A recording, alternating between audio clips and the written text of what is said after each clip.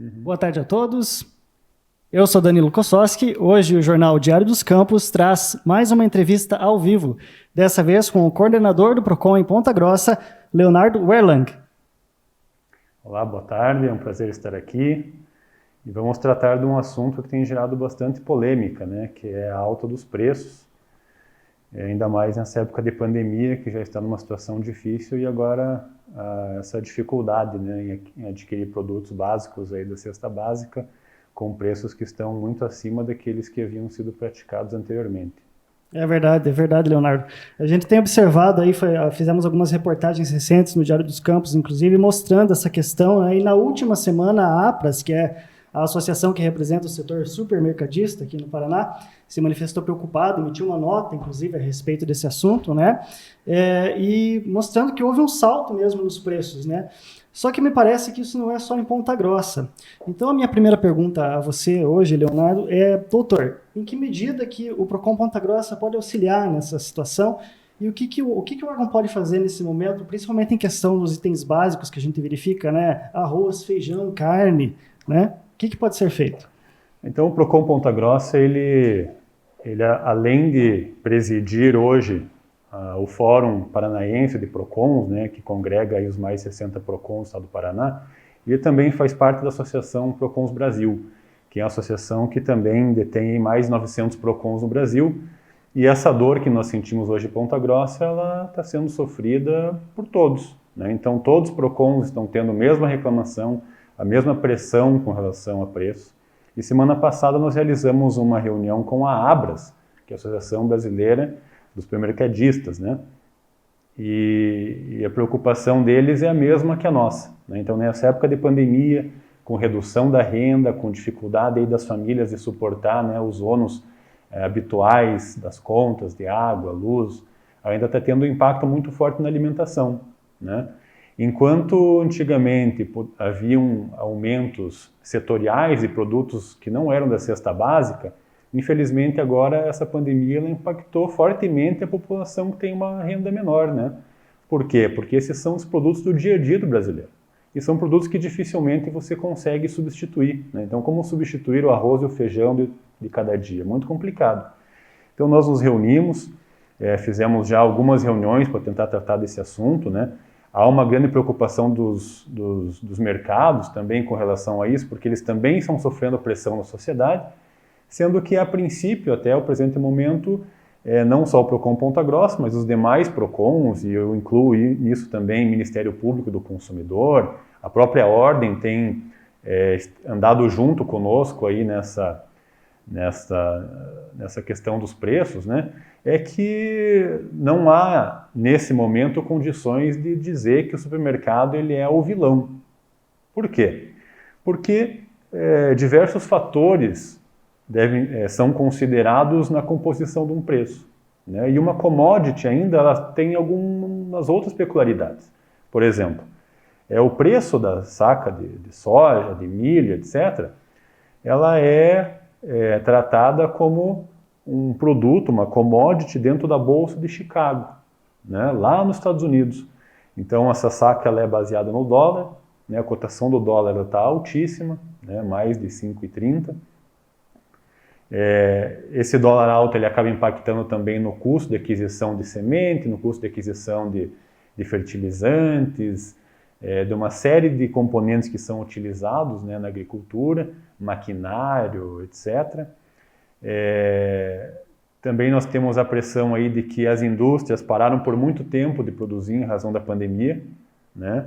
E o mercado está se adaptando, né? Então a China, por exemplo, que é um país que necessita, né, de muito alimento, veio aqui no Brasil. Então nós temos informação que a China foi no Rio Grande do Sul e já adquiriu toda a safra 2020, 2021 de arroz, né? Então isso acaba também pressionando os preços, né, dentro do mercado interno, porque a gente sempre tem que lembrar de que os produtos eles seguem uma lógica de mercado, né? E quando tem alta oferta e pouca demanda, o preço cai. Quando é o contrário, é também uma verdade, né? Então, quando eu tenho uma restrição na oferta e eu tenho uma demanda que está muito alta hoje em razão da pandemia, eu tenho uma pressão nos preços, né? E isso tem colaborado, então, para que esse aumento tenha chegado na ponta, né? E quem tem sofrido mais com isso, de fato, é o consumidor. Mas nós temos que ter cuidado sempre com essa ideia, né, do que é alta no preço e do que é preço abusivo. Né? Então, preço abusivo dentro do Código de Defesa do Consumidor é aumento injustificado de preço. Então, vamos dizer lá que o mercado ele pratique uma margem de 20% sobre um produto. Então, ele comprava lá o arroz a R$ 5,00, colocava 20%, ele vendia isso a 6. Se ele passa a comprar esse mesmo arroz a 8, se ele coloca a margem de 20%, seria R$ 1,60. Então, ele venderia a R$ 9,60. Então, se o mercado ele manteve a sua margem de preço, não tem como nós atestarmos, ou tecnicamente falando, de que houve abuso de preço por parte do mercado. Né? Agora, pode ter havido um abuso de preço lá no intermediário, no produtor? Pode. Né? Mas nós precisamos entender melhor esse mercado para que a gente também não faça falsos julgamentos e que possam, em vez de tentar ajudar nós a resolver um problema, a gente acabe criando outros problemas. Uhum. Doutor Leonardo, também teve a questão, a gente verificou que o óleo de cozinha, né, chegou a ter uma diferença de 3,40, inclusive o PROCON esteve presente em fiscalizações nas 2 últimas semanas também. Outros itens básicos, de uma forma geral, tiveram um crescimento de 25% maior do que a inflação aqui em Ponta Grossa. O consumidor está sendo lesado, isso não tem muito o que dizer, né? Ele tem essa dificuldade em adquirir, mas não está ocorrendo, então, um abuso por parte desses vendedores, é isso? A lesão também é uma palavra juridicamente difícil de você colocar isso agora, porque ela traz uma ideia de um ilícito, né? Agora, aonde está o ilícito? Então, essa que é a pergunta. Então, isso que eu gostaria, assim, que a população entendesse, que o fato de se analisar o mercado não quer dizer que está se beneficiando o fornecedor em detrimento do consumidor, de forma alguma. O PROCON está aqui para proteger e defender o consumidor. Mas tem que ser feita uma análise técnica e não ideológica. Né? Então, o fato do produto estar caro, nós temos que entender o porquê dele estar caro. Né? Então, assim, sempre que o PROCON se deparar com uma situação de abuso, uma situação aí de preço abusivo, como tem se muito colocado, obviamente que o PROCON ele vai tomar as medidas cabíveis para sancionar esse fornecedor. Né? Então, inclusive o PROCON já havia questionado os mercados naquela alta do leite, né, naquela alta do álcool gel, né? E nós não conseguimos identificar na questão do leite a prática de preço abusivo. Né? Então, muitas vezes a gente até vê nas mídias sociais, porque o PROCON não faz seu trabalho, porque está vendido pelo fornecedor. De forma alguma. O trabalho que o PROCON faz ela é técnica, então nós temos que estabelecer critérios técnicos de análise de preço, de análise de mercado. Né? Então, por exemplo, o álcool gel, né, ele é um ótimo exemplo de por que você tabelar preço, como a Argentina fez, é um péssimo negócio. Por quê? Vai na Argentina hoje, as gôndolas vazias, não tem medicamento, não tem alimento. Por quê? Porque tabelou preço, o fabricante falou, opa, nesse preço para mim não compensa fazer. O que ele fez? Fechou a fábrica. Então, quais são as consequências a curto, médio e longo prazo? São catastróficas o tabelamento de preço. Né? Então, o que aconteceu lá atrás? Então, nós notificamos também as farmácias, notificamos os mercados para tentar entender esse mercado. A própria Senacom, que é a Secretaria Nacional do Consumidor, solicitou um estudo junto ao CPEA, junto à USP, para a gente tentar entender também essas variações de preço. Né? E nós tivemos, então, tecnicamente, através da Universidade de São Paulo, de que aquele aumento do leite ele era justificado. Né? Não era preço abusivo. Era, infelizmente, uma alta do preço, que houve um aumento de demanda, né? Então as famílias passaram a consumir mais por estar em casa, e isso acabou tendo uma forte pressão nos preços, e isso acabou elevando o preço. E daí também existe toda uma questão mercadológica, né? Então, historicamente, o mercado do leite vinha sofrendo bastante com a redução do consumo. E quando você reduz o consumo, lá na ponta o produtor deixa de ter mais vaca, deixa de produzir mais leite. E daí quando deu esse boom, não tinha leite, não tinha vaca, não tinha produto para você entregar. E daí isso acabou pressionando os preços. Então, é importante assim que quando é feita essa análise, ela seja uma análise de fato técnica para que não seja cometido também injustiça. Né? Doutor, é uma análise bem criteriosa, então eu imagino que deve demorar para você conseguir também fazer essa verificação de documentação e tudo, etc. Em março foi essa situação que o doutor mencionou a respeito do álcool gel, as máscaras também. No leite não houve nenhuma irregularidade detectada. No caso do álcool gel e das máscaras, houve? Então, das máscaras aconteceu a mesma coisa, né, que aconteceu com o leite. Então, por incrível que pareça, né, onde são produzidas as máscaras é onde foi o foco do coronavírus, em Wuhan, na China. Veja que loucura isso, né? Então, onde a gente mais precisava de produção foi o primeiro lugar do mundo que foi afetado com isso. E o que aconteceu? O mundo inteiro, por causa da pandemia, foi atrás de máscara, né? Então, nós, cidadãos comuns, fomos atrás de máscara. As pessoas que nunca utilizaram máscara foram atrás de máscara, né? Os hospitais estavam com dificuldade para comprar máscara. Por quê? Porque não tinha fabricação. Então não havia esse produto. Tanto é que hoje você vai comprar uma caixa de máscara, ela custa mais de R$60. Antigamente custava 17. Né? Então dizer que o preço abusivo, é aquilo que eu digo. É abusivo se eu comprava a 10 e vendia a 17. Daí falou, que bom, pandemia. E o cara continua comprando a 10 e agora vende a 60. Aí se consegue identificar que não existe uma correlação nesse aumento, porque não tem justificativa. Esse é aumento abusivo. Então é uma atitude oportunista do empresário, né, de que elevou os seus preços injustificadamente. Isso está lá no artigo 39 do Código de Defesa do Consumidor. E é isso que o PROCON está aqui para evitar. Né? É bem importante salientar também que não cabe ao PROCON estabelecer preço. Né? Eu não tenho como chegar no mercado e falar assim, o saco de 5 quilos de arroz é R$20. O PROCON não tem esse poder, não tem esse direito, não tem essa incumbência.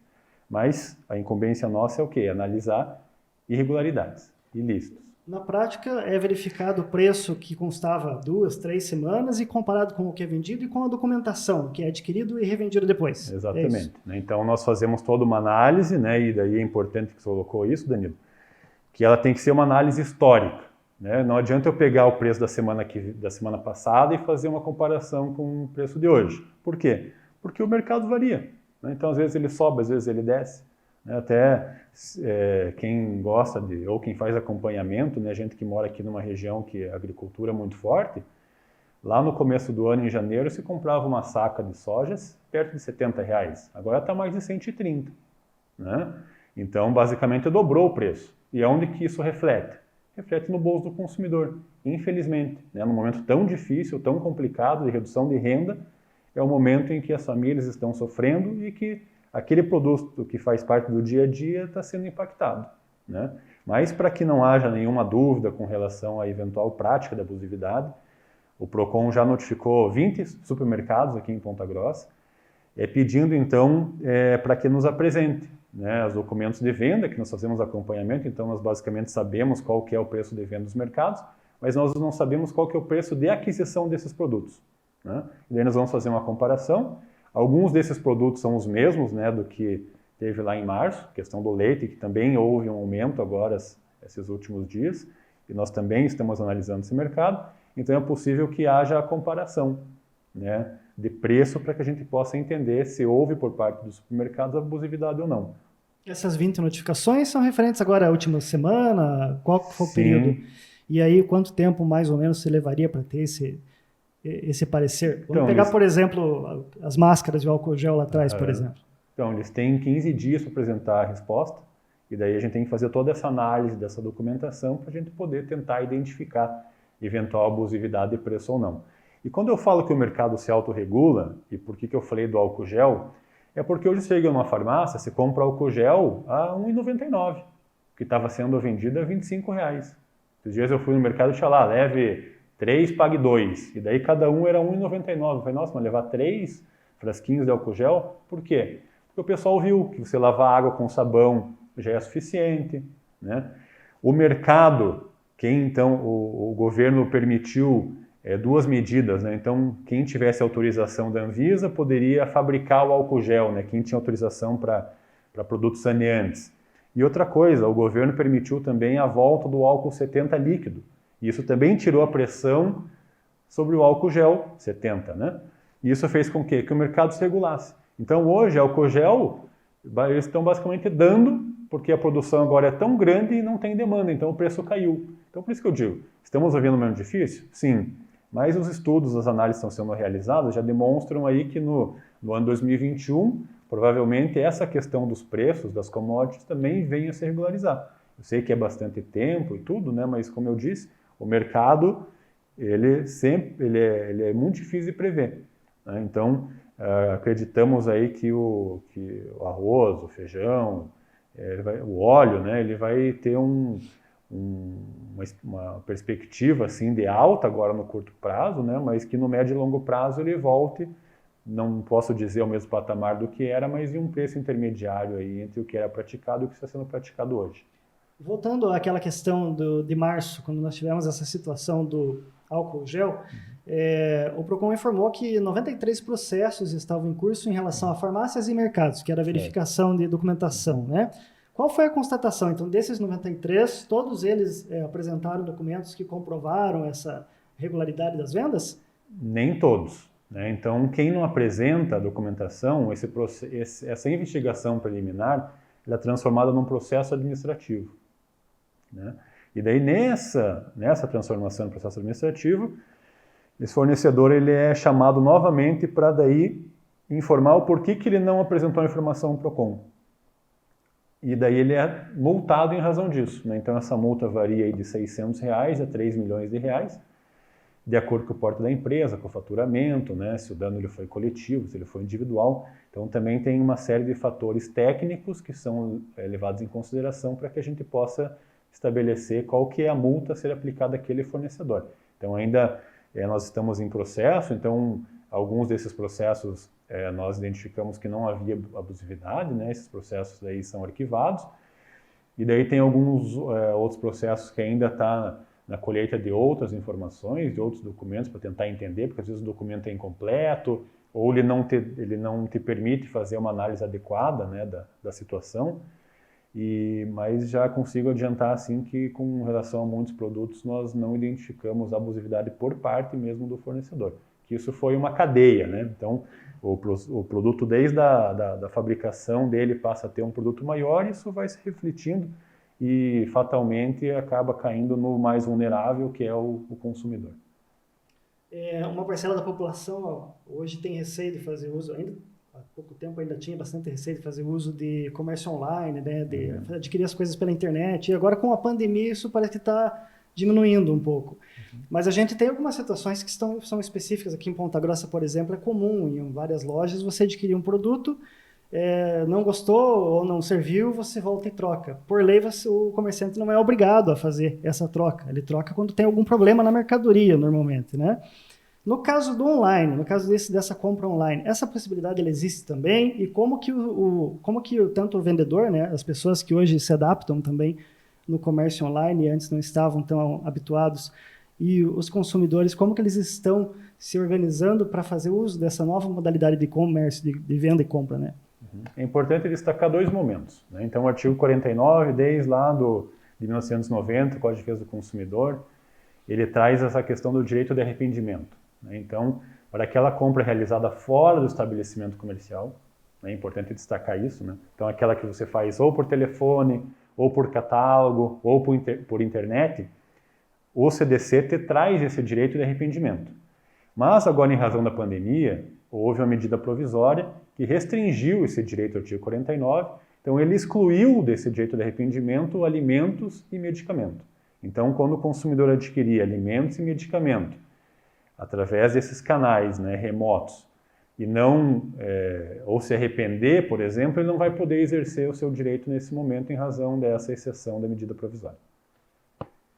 Mas no caso do comerciante online, ele pode fazer essa troca de um produto mesmo sem ter problema, né, técnico ou, enfim, não ter um defeito? Nós temos que separar, né? São duas questões. Primeiro, o direito de arrependimento. Então, é aquele que eu adquiro um produto, por exemplo, vou na internet e achei bonito um celular. Comprei. Daí eu pensei, puxa vida, eu tenho que pagar meu cartão de crédito, está meio alto, aí acho que não é o momento. Eu tenho o direito de desistir desse produto, né, a contar de 7 dias do seu recebimento. Essa é uma questão. A outra questão é quando o produto apresenta vício. né? Então ele tem um defeito, ou ele está vencido, alguma outra questão, nós temos também algumas situações que são importantes pontuar. Quando é possível se verificar o fornecedor, por exemplo, eu comprei uma batedeira, cheguei em casa, liguei na tomada, deu defeito. Esse comerciante ele é obrigado a fazer a troca do produto? Não. Né? Você tem que pegar esse produto e encaminhar para assistência técnica. Ah, mas é um absurdo. É o que está na lei. Né? Então, de fato, eu também penso assim, se você adquire um produto novo, chega em casa e está com defeito, deveria ser permitida a troca. Mas isso, por não estar na lei, então isso não é algo que todos os fornecedores praticam. Mas por isso que o PROCON ele é sempre muito claro, quando passa as informações, que o consumidor ele tem que dar valor a quem valoriza o consumidor.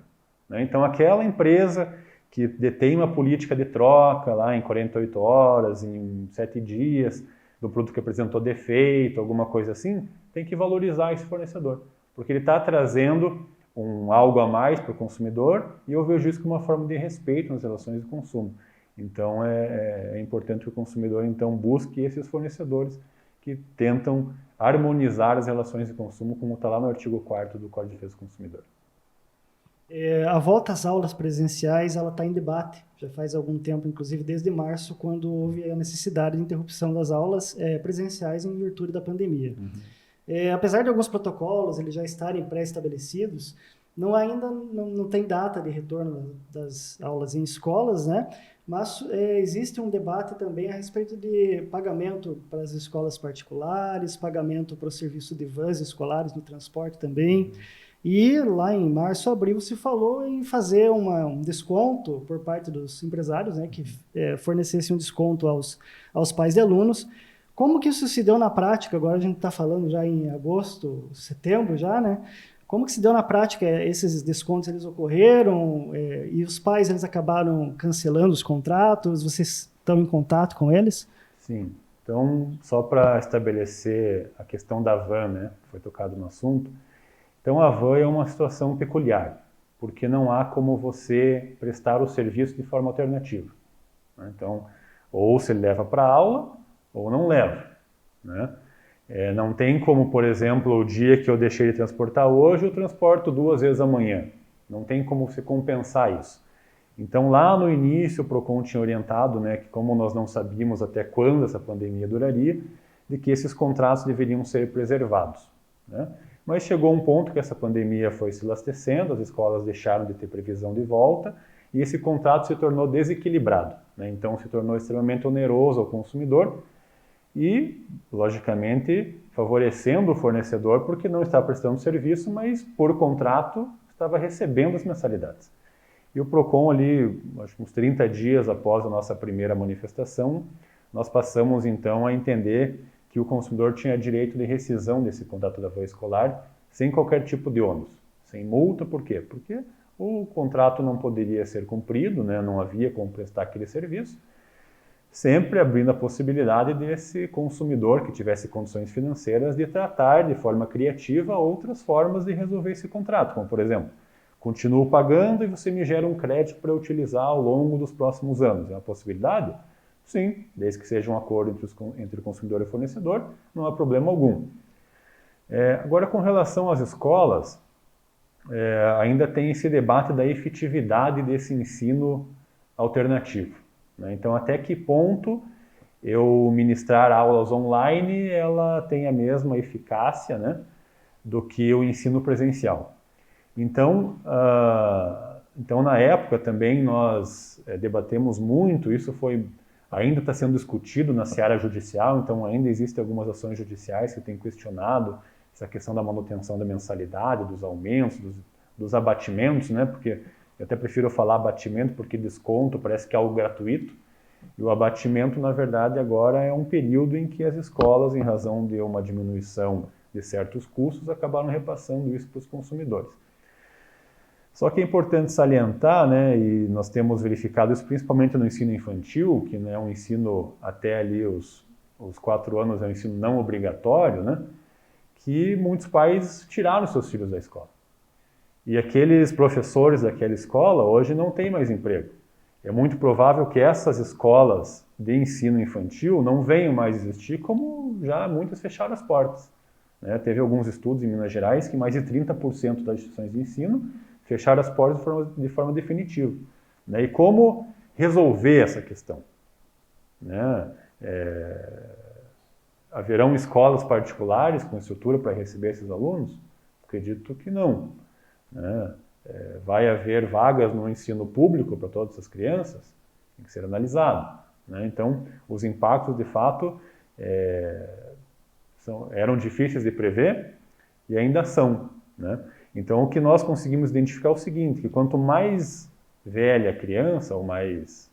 Velha a criança não ficou muito bom, né? Mas quanto de maior idade a criança, maior a faixa etária, melhor é o aproveitamento desse tipo de ensino. Né? Então, a criança ela consegue, em casa, assistir pelo computador, conseguir ter uma educação adequada, um ensino adequado, e os pais, enxergando o valor nisso, deixaram de reclamar.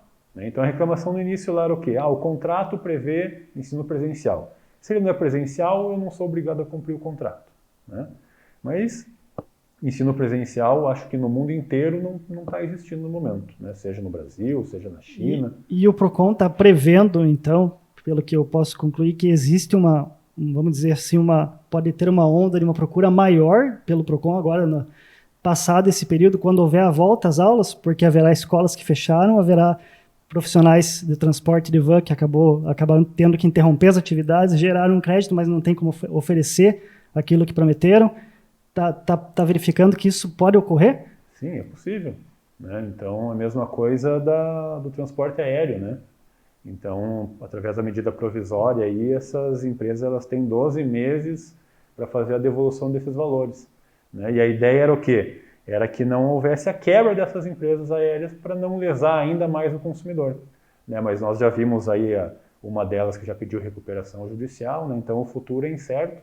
Então nós esperamos que a situação se resolva rapidamente, né? Que haja uma vacina, que as relações elas possam retornar novamente, né? O que era, porque é preocupante, né? Quanto ainda as empresas conseguirão aguentar abertas para prestar esse serviço. Né? E quando a gente pensa em consumidor, e aqui eu não quero deixar dúvidas, né, de que o nosso papel lá no PROCON é defesa do consumidor, mas é importante dizer que o direito concorrencial, né, e o direito do consumidor eles andam lado a lado. Então, se eu tiver, por exemplo, só uma escola prestando serviço, ou só uma empresa aérea, isso não é benéfico para o consumidor. Por quê? Isso vai trazer duas consequências: baixa qualidade e alta do preço. Né? Então é importante, e esse foi o pensamento lá dos PROCONs, né, da Senacom inclusive, da manutenção das empresas para que esses serviços não deixassem de ser prestados ao consumidor. Né? Mas agora nós já estamos aí em setembro, né, já mais de 6 meses de pandemia, e infelizmente muitos empresários não conseguiram manter os seus estabelecimentos abertos. Né? Isso é de fato uma preocupação e que nós estamos analisando. Né? Então aqueles casos em que houve lesão lá para o consumidor, o PROCON com certeza vai intervir para tentar trazer uma resolução a esses problemas que possam surgir aí nos próximos meses. O Dr. Leonardo Verlang também, além de chefe coordenador do PROCON aqui em Ponta Grossa, ele também é presidente do Fórum dos PROCONs Paranaenses, né, doutor? E em contato com os demais representantes, verifica-se alguma diferença entre os municípios ou entre as regionais nesse atendimento? Quais são os principais dilemas, as principais dificuldades? Existe algum pormenor da nossa região aqui? Não, né? As regiões, basicamente, a gente consegue dividir ela como se fosse uma região geográfica mesmo do Brasil, né? Então, o sul do Brasil, ela traz características parecidas, né, de reclamação do fornecedor. O Nordeste tem algumas características também peculiares, né, região Norte. Então, aqui no sul do Brasil, basicamente, a maior reclamação nossa é telefonia. Sempre foi, e não vejo agora em curto, médio prazo, uma mudança nesse cenário. Depois nós passamos aos bancos, né, que são o segundo grupo mais reclamado, e nós passamos então à concessionária de água e luz, né, aqui do estado. No Nordeste não, né? Então lá a maior reclamação que tem são dos concessionários de serviço público, né, de água e luz. E depois vem a questão da telefonia, depois vem banco. Então, os grupos reclamados, na verdade, são parecidos, mas mudam um pouquinho os rankings de acordo com a realidade, né, de cada região. O doutor mencionou a questão dos bancos, segunda maior preocupação do consumidor em Ponta Grossa, nossa região aqui. Aqui nós temos uma lei municipal, a 6.795, que completa agora, no próximo mês, 19 anos. E entre aquilo que ela prevê está o tempo máximo de espera de 20 minutos na fila. Nós agora estamos vendo filas incomuns nesse período de pandemia, e inclusive nas agências bancárias. É um período de exceção em relação a essa lei? Como que vocês estão administrando isso, e estão ocorrendo reclamações em relação a essa demora no atendimento? Estão ocorrendo, poucas, mas estão, né? Então, mais uma vez, assim, o direito do consumidor é baseado na boa-fé, né? E nós estamos vivendo um momento de exceção, não que a lei deixe de ter seus efeitos, né? Mas da mesma forma em que muitas famílias não saem de casa por causa do Covid, né? Então muitos funcionários de banco, muitos funcionários colaboradores de empresas, eles também não estão trabalhando no estabelecimento comercial. E isso tem impactado também no atendimento por parte dos consumidores. Nós temos contatado os bancos, né, principalmente através das suas diretorias, para que haja maior contratação de efetivo, né, para suprir essas demandas. É importante destacar ao consumidor, né, que existem diversos canais alternativos de atendimento, como aplicativos, etc., em que consegue absorver parte desse serviço. E é importante que haja, né, se dá para tirar alguma coisa dessa pandemia de positivo, seria essa transformação da sociedade, né, de nós conseguirmos, então, evoluir em diversos aspectos, sendo essa questão bancária uma, né. Então, para quem conhece bancos, né, aí na Europa, nos Estados Unidos, não tem fila como tem no Brasil, porque as pessoas elas acabam tratando dessa questão financeira de formas remotas, né? E no Brasil tem muita dependência de ir até a agência. Então isso é um reflexo da nossa sociedade, é um reflexo do nosso povo, é um reflexo do nosso povo. Mas eu vejo que há possibilidade aí de nós avançarmos nessa questão, e esses efeitos serão então sentidos aí permanentemente. Eu acredito que será bom para a população que a gente consiga melhorar, né, a eficiência dos serviços, respeitando sempre o consumidor, trazendo segurança, que acredito que é o ponto mais importante, né, numa questão bancária. Mas são questões que estão sendo trabalhadas e que o PROCON está tentando de todas as formas aí remediar essa situação e trazer um alento aí para a população. O senhor mencionou a questão do atendimento presencial. No caso do PROCON também, como que se dá esse atendimento e o que o consumidor precisa reunir, que documentos ele precisa reunir? Claro que cada caso é um caso, mas quando vai procurá-los pela primeira vez, isso inclui mensagem de um WhatsApp, agora no caso das compras online, todo tipo de documentação deve ser levado? Como se disse, né, nós não estamos fazendo atendimento pessoal lá dentro do PROCON. Mas todos os serviços que eram prestados anteriormente estão prestados da mesma forma, né? Então, a diferença é o quê? Que antes chegavam lá as pessoas, pegavam uma senha e esperavam para ser atendido. Agora ele faz uma ligação para o PROCON e essa ligação é repassada a um dos nossos atendentes que faz atendimento normalmente para o consumidor, né? Então, até eu estava analisando semana passada, teve um dia que nós recebemos mais de 70 reclamações por e-mail lá no PROCON, e nós estamos fazendo o registro dessas reclamações no nosso sistema, nós estamos contatando os fornecedores, estamos resolvendo as demandas, né, basicamente da mesma forma que antes. E eu quero aproveitar aqui o espaço, né, para deixar a nossa plataforma online, que é o www.consumidor.gov.br, que é a plataforma que foi desenvolvida pelos PROCONs, né? Hoje ela é uma plataforma oficial do governo federal e que ela vem então trazer essa questão da harmonização das relações de consumo. Então hoje lá você tem mais de 700 empresas cadastradas, tem mais de 2.000 pedidos aí de empresas que desejam se integrar ao consumidor.gov, e ela permite com que você faça uma reclamação direta para esses fornecedores, em âmbito nacional, né? no conforto da sua casa, 24 horas por dia, 7 dias na semana, e esse fornecedor terá 15 dias para apresentar uma resposta para o consumidor.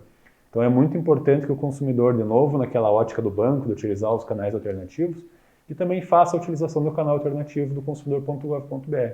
Ele é simples, ele é fácil, é de graça. Né? Então, todos aqueles setores, por exemplo, banco, Copel, Sanepar, as seguradoras, o grandevarejo.com, todas essas empresas estão lá no Gov, o consumidor faz um cadastrozinho rapidinho, faz a reclamação e o fornecedor entra em contato com o consumidor para apresentar a resolução do problema. E essa plataforma tem resolvido mais de 80% das demandas. Então é mais uma ferramenta para empoderar o consumidor nesse momento em que o distanciamento social é o mais recomendado. E para aqueles consumidores que ainda são reticentes em relação ao uso da plataforma online, qual que é o telefone? É o 3220-1045. Né? Se quiser mandar direto um e-mail para o PROCON, nós temos 2 e-mails. Né? Ou no procon@pontagrossa.pr.gov.br ou procon.grossa@gmail.com. E quando for mandar o e-mail, coloca lá seus dados, nome, endereço, RG, CPF, telefone de contato, faz um breve relato da sua reclamação, e aí nós registramos, passamos o número da ficha de atendimento para o consumidor, e ele, precisando também, ele pode retornar a mensagem ao PROCON, que nós apresentaremos os esclarecimentos necessários para tentar resolver aquela demanda do consumidor. Doutor, pode deixar um recado para o nosso telespectador, quem está nos acompanhando tanto na plataforma da internet, também acompanhando as nossas reportagens no impresso e no online a respeito de tudo isso que a gente falou, a respeito dos preços, e agora em específico em relação aos preços, os itens mais básicos no supermercado, né? Que recado a gente pode deixar para o consumidor em relação a como agir diante dessas situações? A regra de ouro é aquela que nós sempre passamos, né? Então, é mesmo fazer pesquisa de preço. Então, existe um aplicativo aqui no Paraná chamado Menor Preço. Então, o consumidor ele consegue acessar o aplicativo, ele é disponível para iOS, para Android, pode ser acessado pelo computador, e que lá você consegue colocar a sua lista de compras do mês, e ele te traz em qual mercado essa compra sai mais barata. Não precisa bater perna, então, e ficar no meio das aglomerações para fazer pesquisa. Até não, né? O distanciamento social até não é recomendado, mas o aplicativo funciona muito bem, ele até funciona melhor no celular do que no próprio computador. Mas o consumidor consegue ter acesso do preço, né, da quantidade, ele consegue fazer uma lista e identificar qual fornecedor ou qual mercado é mais barato. Né? E hoje a gente sabe que com essa alta de preço, qualquer 10 centavos, 15 centavos, no fim da conta dá uma grande diferença no orçamento das famílias aqui de Ponta Grossa. Então é importante pesquisar, né, manter a pesquisa. Alguns mercados, inclusive, já têm a sua loja virtual, né? E isso também permite comparar preços. Então é muito importante nesse momento o cuidado do consumidor com a questão do preço, e quando for fazer a aquisição de produtos pela internet, tomar muito cuidado, ver se ele tem aquele cadeadinho lá em cima no navegador, né? Verificar se aquele site é confiável, desconfiar daqueles sites que só aceitem boleto ou transferência bancária, né? Porque os riscos ali são muito maiores naquela operação, desconfiar de preços muito baixos, né? Tipo, telefones de última geração por R$900, aquelas geladeiras de aço inox também por R$1.000. Então, é aquela questão do bom senso, né? Desconfiar da oferta que for muito boa, né? E daí verificar se os endereços também são aqueles dos fornecedores, para que nesse momento tão difícil o consumidor não seja lesado de mais uma forma. E quando ele é lesado, dificilmente é conseguido reparar esse dano, porque os fraudadores e os golpistas pegam esse dinheiro, desaparecem, e é basicamente impossível de fazer o rastreamento e conseguir prender essas pessoas. Eu conversei com o Dr. Leonardo Verlang, que é coordenador do PROCON em Ponta Grossa e também presidente do Fórum dos PROCONs Paranaenses. Ele esteve conosco falando a respeito das dificuldades enfrentadas no aumento dos preços, as fiscalizações também realizadas pelo PROCON. Eu agradeço a sua presença aqui no Diário dos Campos. Eu que agradeço, e não sei se ainda vocês sabem, né, mas o PROCON Ponta Grossa também foi escolhido pelo ministro André Mendonça, lá do Ministério da Justiça, para que seja uma das vozes de PROCON, de defesa do consumidor, dentro do Conselho Nacional de Defesa do Consumidor. Então lá nós teremos a oportunidade de debater assuntos de amplo espectro, né, de políticas públicas, para trazer aí melhores condições para o consumidor em relações mais transparentes, mais honestas, e o PROCON, mais uma vez, se coloca à disposição para atender a população e levar, então, as nossas demandas, as nossas dores lá para Brasília para a gente tentar trazer soluções mais adequadas ao nosso consumidor. Perfeito. Novamente, obrigado pela sua presença, as orientações, as explicações também em relação ao trabalho rotineiro do PROCON. Obrigado. Obrigado pela presença de todos. Uma boa tarde. Eu que agradeço.